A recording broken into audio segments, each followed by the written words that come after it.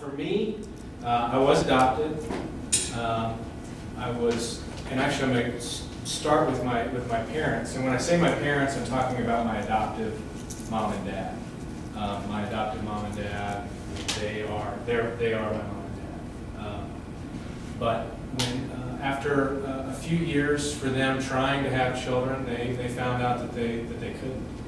And in talking with my mom about that, it was like they mourned death, the death of someone that they didn't even know. I'm sure you guys have heard stories about that kind of thing, but they so desperately wanted children, but they just simply couldn't. Now, for them, there was a lot of decisions that they felt like they needed to make or had the opportunity to make. Are they going to do in vitro? Are they going to adopt? What are they going to do? My mom really wanted to have a baby of her own, naturally. And my parents, they sat down at dinner one night, and they just decided that going through an in vitro process for them was unnatural. They wanted to trust whatever God had planned for them, even if it meant waiting, even if it meant not having children.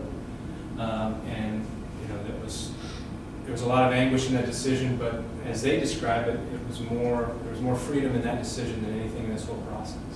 Just to turn it over and say, you got control of this thing. So they started looking for adoption agencies and talking to adoption agencies, and found out that it was going to be like 5 to 8 years longer for them before they could have before they would even have a baby available. And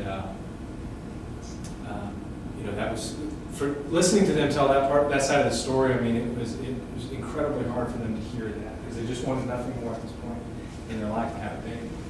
Well, so they made the decision just to let God handle it, and it wasn't a year later that they found out that there was a baby boy that was going to be born, and that he was going to be there, and that was me. And it was through a friend of my dad's brother. I'll come back to this later on. But essentially, this person knew that my parents wanted a child, and that we essentially had a child available. So my parents adopted me, and I'll just kind of show my mom and dad and me. And I'm kind of glad it was a little blurry, because that's like a ugly little baby picture.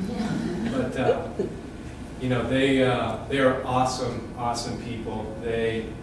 My dad is in federal law enforcement, carried guns and put people in jail, and I still to this day, man, he's just the coolest guy. If there's anybody that I could just be half of, it'd be that guy. And my mom was a nurse, and I just grew up in an absolutely loving, wonderful Christian home. We moved around a lot, but I mean, home was where my family was. My family lives in Kansas City to this day, and they're wonderful, wonderful people. For me, however, I sort of always felt, everything was wonderful, but I always felt a little bit different. I think that in high school everybody feels a little bit different and awkward and stuff like that, but I thought, certainly I was more awkward than everybody else.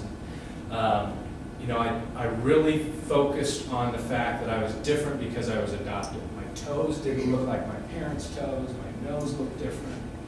And I just grabbed onto that. Like, this is my excuse to feel sorry for myself, which looking back is really, really silly.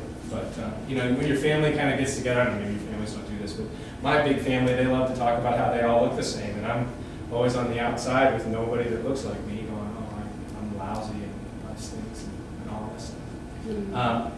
Unfortunately for me and my ability to make decisions, I so desperately wanted to fit in.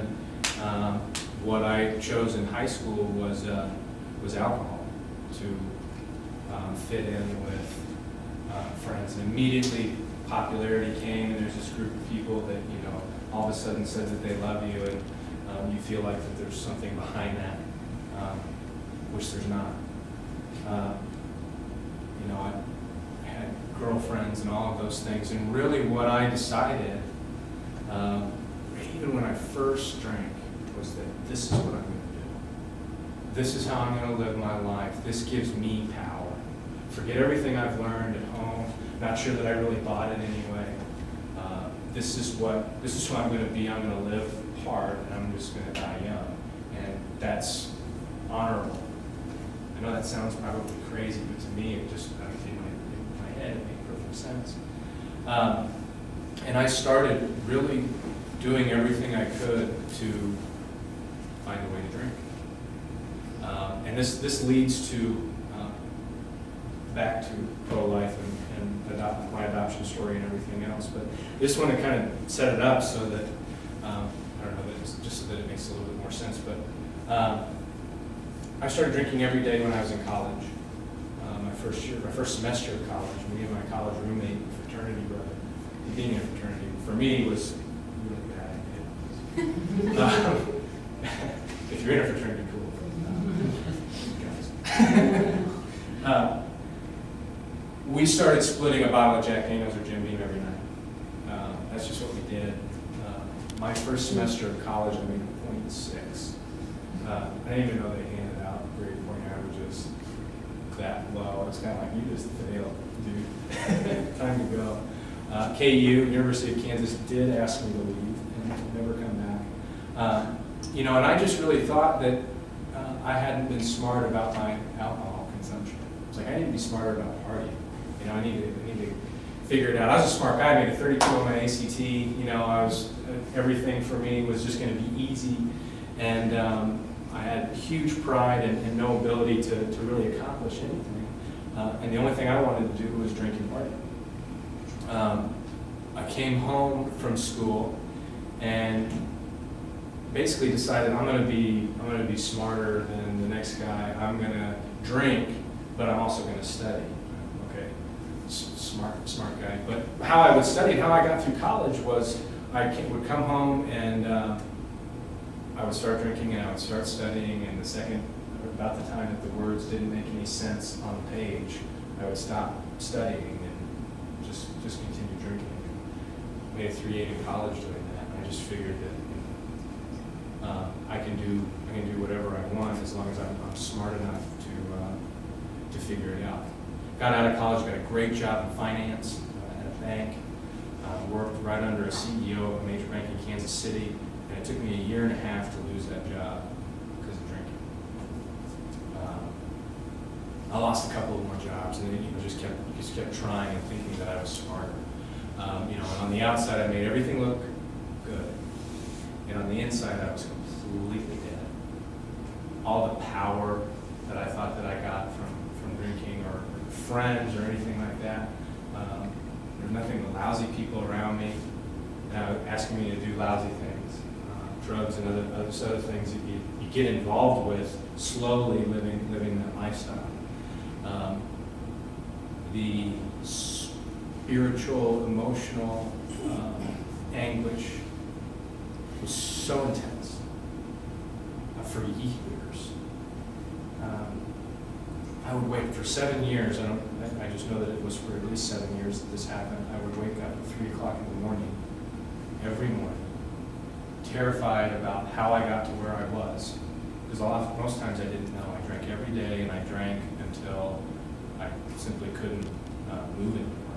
I mean, my body physically passed out. So that's when I would stop. I would wake up at 3 o'clock in the morning, totally scared, but not so much. Yes, of how I got to where I was, but even more so that I had to wake up and do it again. I had to wake up, and I simply had to breathe and be alive. By then my mind was telling me that I was worthless, and the lady that had you didn't even want you, and all of that stuff. And, I hid everything from my parents, and so all of this is going on. And I meet a girl, and she is awesome. Totally good. And I was like, I have to we met at a bar. It was the only time she ever been there, and I noticed her because I was always there, and she looked different. And I fell in love with her right away. But I knew that I had to hide who I was. I had to hide my life from her, because if she knew that I was this just absolutely lousy person, she would have nothing to do with me. So I hid all of this from her. Kind of slowly dragging her into my little world a little bit.